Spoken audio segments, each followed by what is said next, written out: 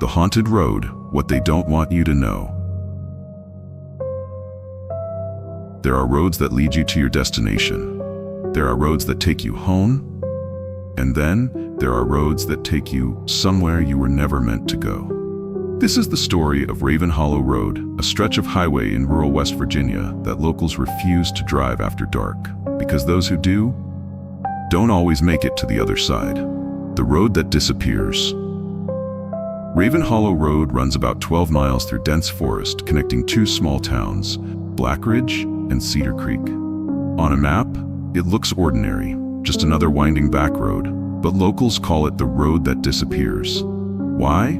Because sometimes drivers get halfway through and the road just vanishes. The trees seem closer, the air gets colder, and the people who make it out say they saw something standing in the middle of the road, waiting, watching. The truck driver's story. One of the most famous stories comes from Ray Morales, a trucker who drove that route in the fall of 2016. Ray wasn't superstitious. He'd heard the stories, sure, but he didn't believe in ghost roads. Until one night. Around 2:30 a.m., Ray was hauling a shipment through Raven Hollow. The road was empty, silent. Then, fog. Thick, heavy, swallowing the trees. Ray slowed down, turning on his high beams, and that's when he saw her. The woman in white. A woman, standing in the middle of the road. Long white dress, hair hanging over her face. Ray slammed the brakes, his truck skidded, tires screeching. When he looked up, she was gone. Not to the side, not into the woods, just gone. But the moment she vanished, his radio crackled. A voice. Soft. Hollow. Turn around. Ray didn't wait. He threw the truck into reverse, tires spinning on the wet pavement. But before he could move, something hit the back of the trailer. Hard. Like a person. Ray jumped out, flashlight in hand, heart pounding. Nothing. But when he climbed back into the cab, the woman was sitting in the passenger seat. Smiling. The unfinished ride. Ray doesn't remember the next 20 minutes. He woke up parked at a gas station 12 miles away. Headlights still on, engine running. His hands were shaking. His shirt was soaked in sweat. And on the seat beside him? Ray quit trucking 2 weeks later. He never drove Raven Hollow again. The truth behind the legend. Locals say the woman is Amelia Graves, a bride who died in a car accident on her wedding night in 1953. Her car veered off the road, never found, swallowed by the forest. But Amelia, she's still looking for a ride, and if you see her standing in the middle of the road, don't stop, don't look, and for God's sake, don't let her in. Final warning, Raven Hollow Road still exists, still silent, still waiting. And if you ever find yourself driving through West Virginia at night, and your GPS reroutes you down an empty, foggy road, turn around, because some roads don't lead you home, they lead you to something else. Something that never left. That's tonight's story. If you've ever driven down a road that felt wrong, like the trees were too close and the night was too quiet, maybe you weren't alone. If you enjoyed this story, subscribe and hit the notification bell for more terrifying tales. And tell me in the comments, what's the scariest thing you've ever seen on an empty road? Until next time, sleep well.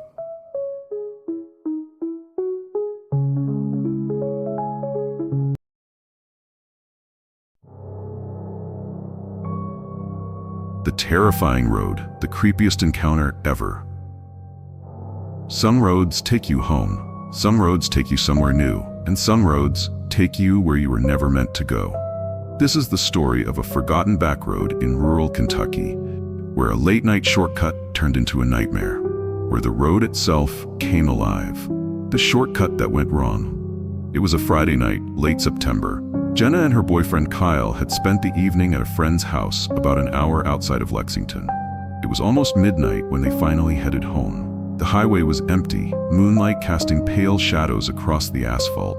But halfway through the drive, Kyle's GPS glitched. Faster route available. Jenna leaned over, saw the screen. The new route would shave off 20 minutes. "Take it," she said, yawning. "I just want to get home." Kyle turned onto a narrow, two-lane road that snaked through the woods. No streetlights, no houses, just darkness. The road that changed. At first, it was just an ordinary country road, but after a few miles, Jenna noticed something strange. The trees.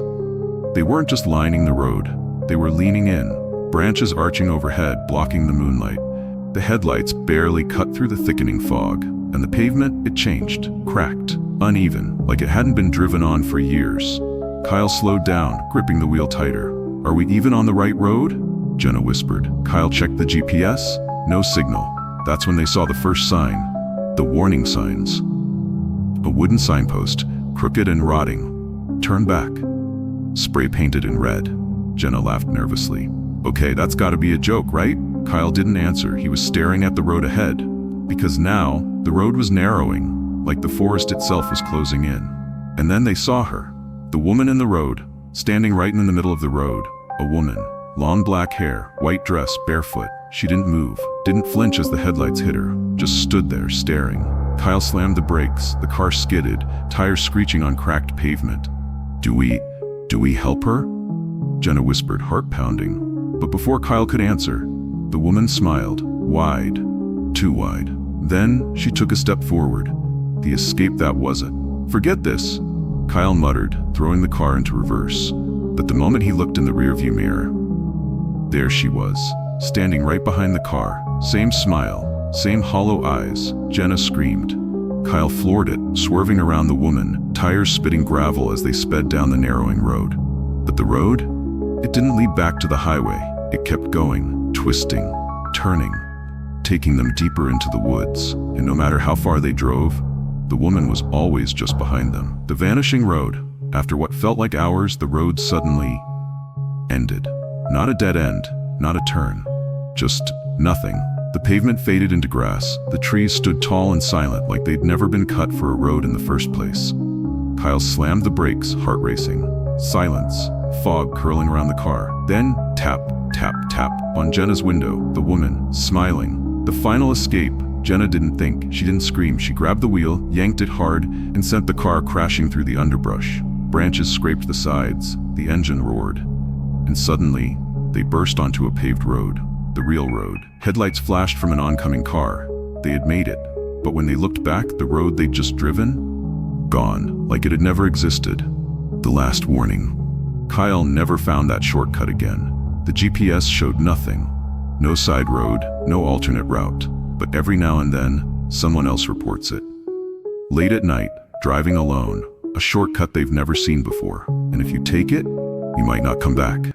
Because some roads don't lead to your destination, they lead to her. That's tonight's story. If you've ever driven down a road that felt wrong, like the world itself had shifted, maybe it wasn't just your imagination. If you like this story, hit that subscribe button, turn on notifications, and drop a comment. Have you ever taken a road that shouldn't have been there? Until next time, sleep well.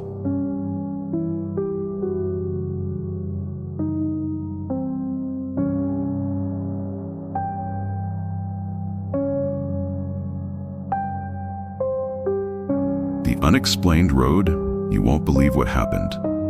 Some roads lead you home. Some roads take you somewhere new. But some roads take you where you were never meant to go. This is the story of a mysterious road outside of Flagstaff, Arizona. A road that doesn't appear on any map, and once you're on it, it won't let you leave. The road that shouldn't exist. It was late October, right around Halloween. Liam and his sister, Emma, were driving home from a weekend camping trip. The sun had just set, and the desert sky had turned an eerie shade of purple. Liam was behind the wheel. Emma was half asleep in the passenger seat. The GPS said they had another 2 hours to go. But then, a notification popped up. Faster route available, save 30 minutes. Liam glanced at Emma. Want to get home faster? She nodded sleepily. So he tapped accept, and that's when everything changed. The first warning. The new route led them down an old, cracked highway. No traffic, no streetlights, just endless stretches of empty desert. At first, it seemed fine, but after about 20 minutes, Emma sat up, frowning. Liam, did you see that sign? What sign? He asked. Emma pointed behind them. A rusty bent sign, half hidden by the sand. Road closed, no exit. Liam laughed nervously. Probably old. GPS says we're fine. But the road didn't feel fine. The pavement was rough, the desert seemed darker, and the air inside the car, colder. The vanishing landmarks. They kept driving, but soon Emma noticed something strange. The same cactus kept appearing on the side of the road, tall, split down the middle, like it had been struck by lightning. First on the right, then a mile later, on the left, then ahead of them, right by an old mile marker, like they were driving in circles. "Liam," Emma whispered, "we're not going the right way."